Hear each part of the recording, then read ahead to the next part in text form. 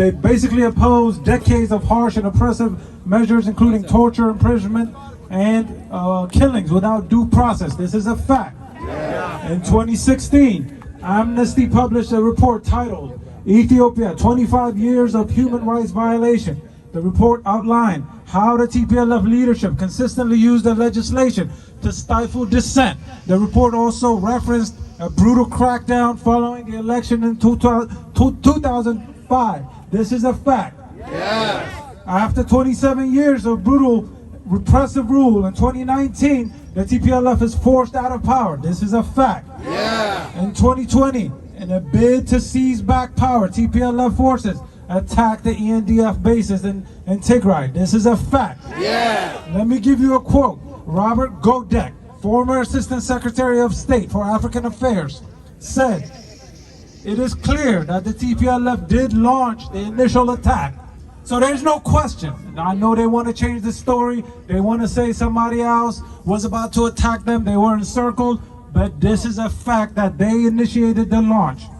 Tibor Nagy, former Assistant Secretary of State for African Affairs for the U.S. Department, he said, I quote, "It seems like they were doing this more to depose the Prime Minister from power and reassert themselves into the prominent position that they had atop the Ethiopian political spectrum for the last 27 years. This is a fact.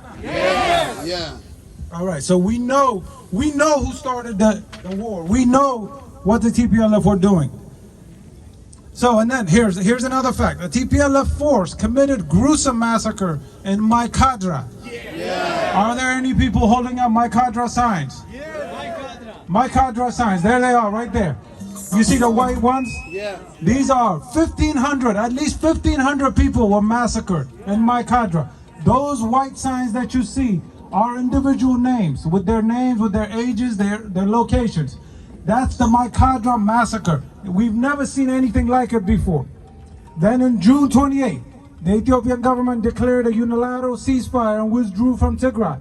The TPLF described it as a sick joke and pledged to carry on the fight. This is a fact. They did not want peace. They wanted to overthrow the government. When they were given the opportunity to have peace, they said it's a joke.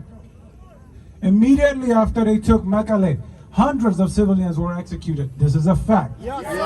Muslim communities living in the small towns of Gejet and Mahoney were murdered, execution style. This is a fact. Scores of young people were murdered in the town of Shire. Fact. Eritrean refugees were massacred by the TPLF in an eerily similar manner to the massacre of Maikadra. This is a fact. In August, reports began to emerge about massacres carried out by the TPLF forces in Amhara and Afar.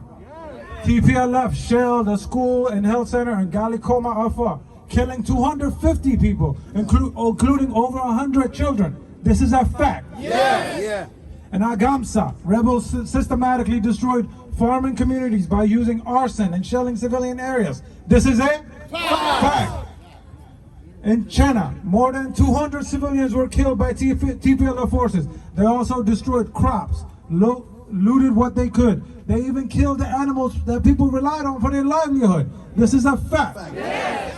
In Kobo, more than 600 civilians were killed indiscriminately and conducted house-to-house searches. This is a fact. In Kombolcha, more than 100 innocent youth were assassinated. I think that number is probably higher now. This is a fact. In August again, towards the end of August, I think August 31st, USAID finally accused the TPLF of looting humanitarian aid.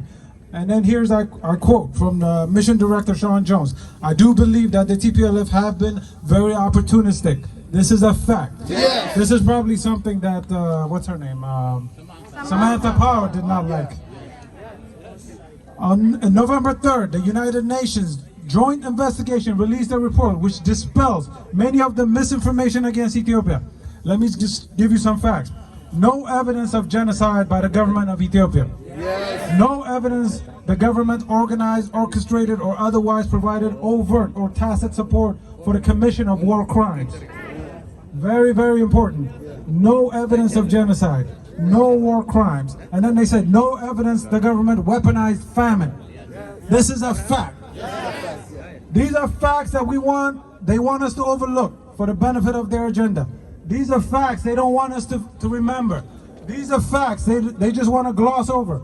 To these lies, we say no more. No more. To hidden agenda, we say no more.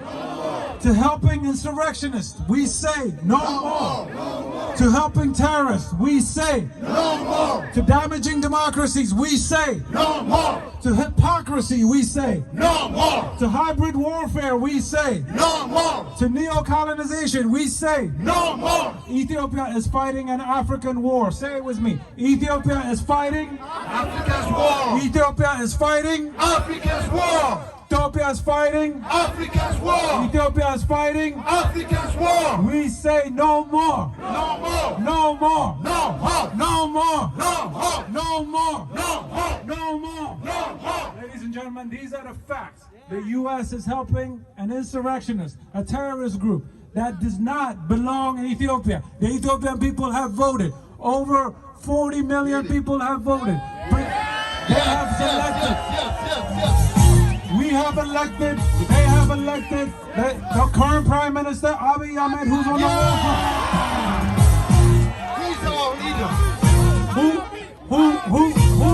Who did Ethiopia vote for? Who did Ethiopia vote for? Abiy. Who is it? Abiy. Who is it? Abiy. Who is it? Abiy. Who is it? Abiy. Who is it? Abiy. Who is it? Abiy. Pan-Africanists. Abiy. Pan-Africanists. Abiy. Pan-Africanists. Abiy. Pan-Africanists. Abiy. Pan-Africanists. Abiy. We say no more. No more. No more. No more. No more. No more. No more. No more. Call more. No more. No more. No more. Thank you very much, guys.